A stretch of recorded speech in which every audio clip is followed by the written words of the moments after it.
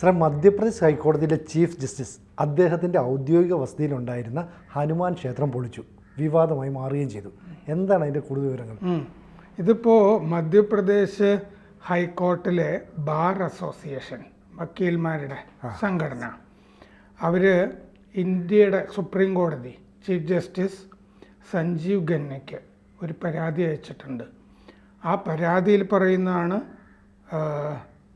Chief justice Suresh Kumar കൈത്ത്, Madhya Pradesh ഹൈക്കോടതി chief justice Suresh Kumar കൈത്ത്, അദ്ദേഹത്തിന് സർക്കാർ അനുവദിക്കുന്ന ഔദ്യോഗിക വസതി ഉണ്ടല്ലോ, ആ വസതിയിൽ എത്രയോ കാലമായിട്ട് ഒരു ഹനുമാൻ ക്ഷേത്രം ഉണ്ടായിരുന്നു.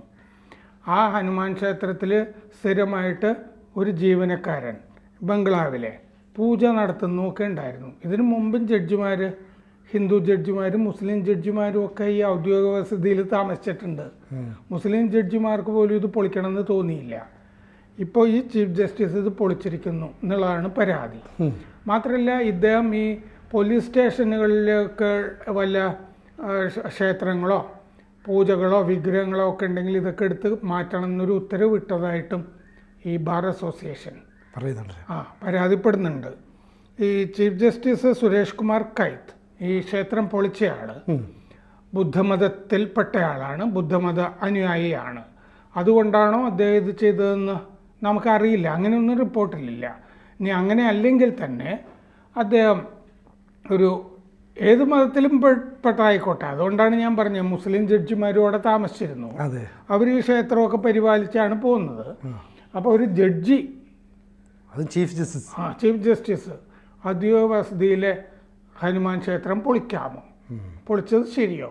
അങ്ങനൊരു ഇത് വലിയ വിവാദമാണിപ്പോൾ നീതിന്യായ സമൂഹത്തിൽ, പ്രത്യേകിച്ചും പുറത്തേക്കൊക്കെ ഇത് വരുന്നേ ഉള്ളൂ, പൊതുസമൂഹത്തിലേക്കൊക്കെ. ഇവർ ആ പരാതി ചീഫ് ജസ്റ്റിസ് സഞ്ജീവ് ഖന്നയ്ക്കും ജസ്റ്റിസ് BR ഗവായിക്കും ഈ പരാതി അയച്ചിട്ടുണ്ട്.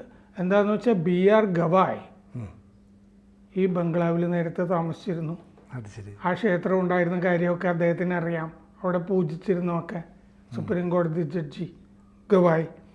അപ്പോൾ ഈ പരാതിയിൽ ഒപ്പിട്ടിരിക്കുന്ന അസോസിയേഷൻ്റെ പ്രസിഡന്റ് ധനഞ്ജയ് കുമാർ ജെയിൻ, അദ്ദേഹമാണ് പരാതി അയച്ചിരിക്കുന്നത്. അദ്ദേഹം അതിൽ പറഞ്ഞിരിക്കുന്നത് ഈ ചീഫ് ജസ്റ്റിസ് കൈത്ത് ഇത് ചെയ്തത് ചിലപ്പോൾ അദ്ദേഹം ബുദ്ധമതത്തിൽപ്പെട്ടതായത് കൊണ്ടായിരിക്കാം ഇങ്ങനെ ചെയ്തത് എന്ന് അതിൻ്റെ അകത്ത് പറഞ്ഞിട്ടുണ്ട്.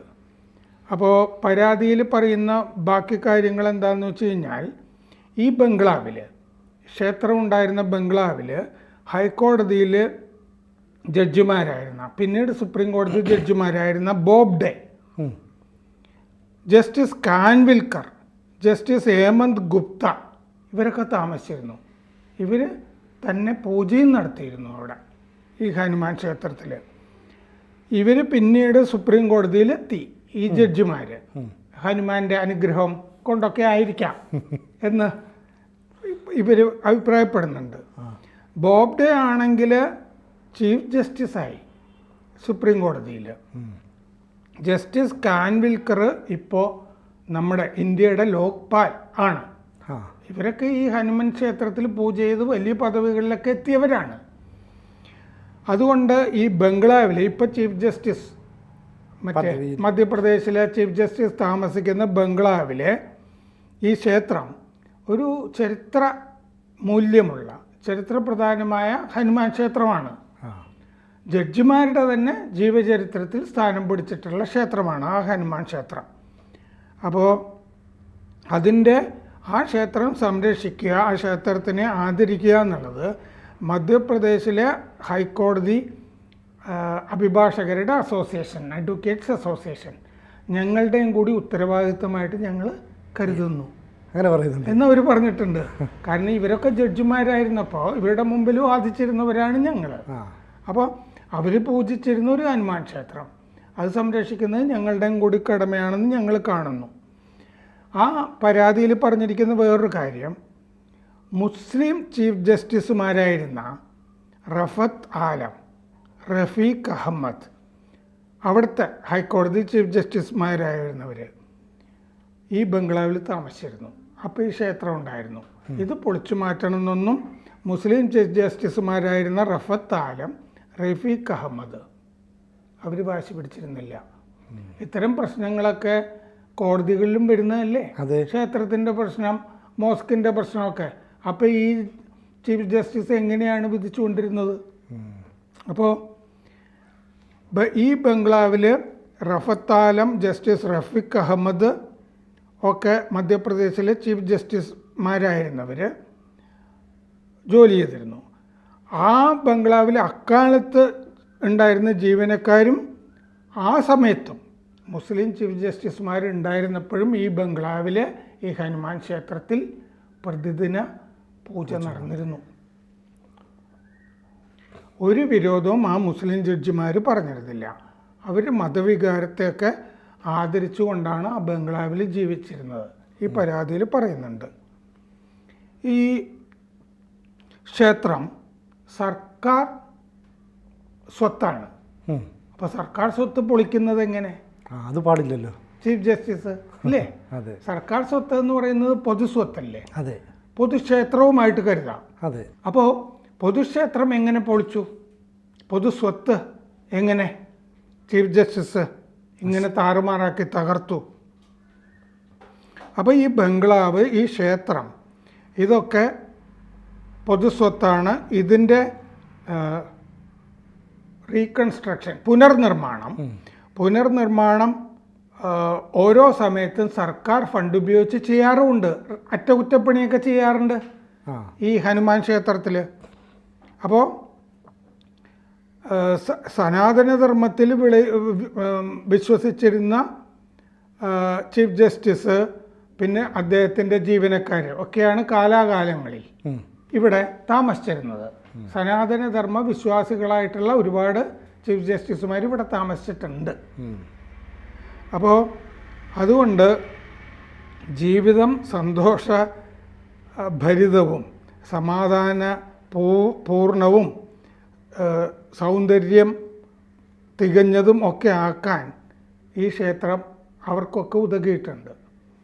അതുകൊണ്ട് സർക്കാരിൻ്റെ അനുവാദമില്ലാതെയോ ഒരു ഉത്തരവില്ലാതെയോ ഒരു കോടതി ഉത്തരവില്ലാതെയോ സർക്കാർ ഉത്തരവില്ലാതെയോ ഈ ക്ഷേത്രം നശിപ്പിച്ചത്, തകർത്തത് ഭൂരിപക്ഷ സനാതന മൂല്യങ്ങളിലും ഒക്കെ വിശ്വസിക്കുന്ന ആളുകൾക്കെതിരായ അവഹേളനവും അപമാനവുമാണ്, സർക്കാർ സ്വത്തിൻ്റെ നാശവുമാണ് എന്നീ കത്തിൽ പറഞ്ഞിട്ടുണ്ട്. അതുകൊണ്ട് സുപ്രീം കോടതി ഒരു ഉന്നതതല സമിതിയെ വെച്ചിട്ട് ഈ ചീഫ് ജസ്റ്റിസ് ഇങ്ങനെ ക്ഷേത്രം നശിപ്പിച്ചത് അന്വേഷിക്കണം. എന്നിട്ട് കുറ്റം ചെയ്തവർക്കെതിരെ എന്താണ് നടപടികൾ, ശിക്ഷാ നടപടികൾ എന്ന് വെച്ചാൽ അത് സ്വീകരിക്കണം എന്നും ഇതിൻ്റെ അകത്ത് പറഞ്ഞിട്ടുണ്ട്. പിന്നെ മധ്യപ്രദേശ് ഹൈക്കോടതിയിലെ അഡ്വക്കേറ്റ് രവീന്ദ്രനാഥ് ത്രിപാഠി നേരത്തെ തന്നെ പരാതിപ്പെട്ടിരുന്നു ഇങ്ങനെ. അതായത് ഇതിപ്പോൾ ബാർ അസോസിയേഷൻ തന്നെ പരാതിപ്പെട്ടിരിക്കുകയാണല്ലോ. നേരത്തെ അവിടുത്തെ ഒരു അഭിഭാഷകൻ തന്നെ ഈ പ്രശ്നം ഉയർത്തിയിരുന്നു. Chief justice Suresh Kumar Kait ഈ ക്ഷേത്രം തകർത്തു എന്നുള്ള കാര്യം. അദ്ദേഹവും അന്ന് അന്വേഷണം ആവശ്യപ്പെട്ടിരുന്നു.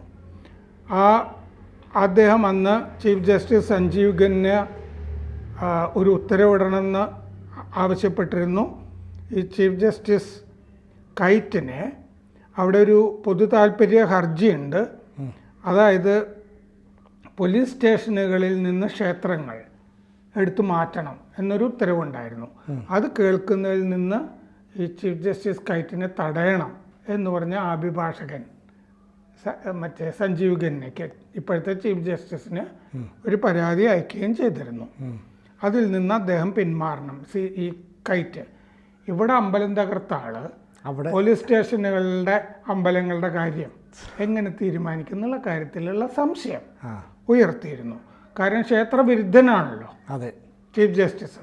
അപ്പോൾ ക്ഷേത്രം, മോസ്ക് തുടങ്ങിയ കേസുകളൊന്നും അദ്ദേഹം കേൾക്കരുത്. ഇതാണ് ഈ പറഞ്ഞിരിക്കുന്നത്. ക്രിമിനൽ ആക്ഷൻ അദ്ദേഹത്തിന് എടുക്കണമെന്നുണ്ടെങ്കിൽ അങ്ങനെ എടുക്കണം എന്നും പറഞ്ഞിട്ടുണ്ട്. ഇദ്ദേഹത്തിന് ഇവിടുന്ന് ട്രാൻസ്ഫർ ചെയ്താൽ കൊള്ളാം, സ്ഥലം മാറ്റിയാൽ കൊള്ളാം എന്നും അതിൻ്റെ അകത്ത് പറഞ്ഞിരുന്നു. അപ്പോൾ ഈ ത്രിപാഠി ഇങ്ങനെ ചീഫ് ജസ്റ്റിസ് കൈറ്റിനെതിരെ പരാതി അയച്ച ശേഷം അത് രാഷ്ട്രപതി, പ്രധാനമന്ത്രി, ചീഫ് ജസ്റ്റിസ്, കേന്ദ്ര നിയമമന്ത്രി ഇവർക്കൊക്കെ ഫോർവേഡ് ചെയ്തിട്ടുണ്ട് പരാതി. അപ്പോൾ കേന്ദ്ര ഭരണകൂടത്തിനും ഇതിനെപ്പറ്റി ഇപ്പോൾ അറിവുണ്ട്. ഈ ചീഫ് ജസ്റ്റിസ് കൈറ്റ് ഈ ക്ഷേത്രം തകർക്കാനുള്ള ഉത്തരവിടുന്നതിന് മുമ്പ് ഒരുപാട് കാലമായിട്ട് ഈ ക്ഷേത്രം ആ പ്രോപ്പർട്ടിയിൽ ആ ബംഗ്ലാവിൻ്റെ വളപ്പിലുണ്ടായിരുന്നതാണ്. നേരത്തെ പറഞ്ഞ പോലെ മുസ്ലിം ചീഫ് ജസ്റ്റിസുമാരും ഒക്കെ അവിടെ ഉണ്ടായിരുന്നതാണ്. ഇവരൊന്നും ചെയ്തിട്ടില്ല, ഈ തകർക്കൽ അവരൊന്നും ചെയ്തിട്ടില്ല. ഇതൊക്കെ അദ്ദേഹത്തിൻ്റെ പരാതിയിലും ഉണ്ടായിരുന്നു. അപ്പോൾ ഇതിപ്പോൾ സുപ്രീം കോടതിയുടെ മുമ്പിൽ മറ്റേ വിശ്വ ഹിന്ദു പരിഷത്തിൻ്റെ ലീഗൽ സെല്ല് അതിൽ പ്രസംഗിച്ചൊരു ജഡ്ജി അദ്ദേഹത്തിന് കൊളീജിയം വിളിച്ചു വരുത്തിയിരുന്നു. വിശദീകരണമൊക്കെ ചോദിച്ചിരുന്നു. സാധാരണഗതിയിൽ ഒരു ജഡ്ജി ചെയ്യാൻ പാടില്ലാത്ത കാര്യമാണ്. അതെ, ഭൂരിപക്ഷം ആണ് ഭരിക്കേണ്ടത് എന്നൊക്കെ പറയാം.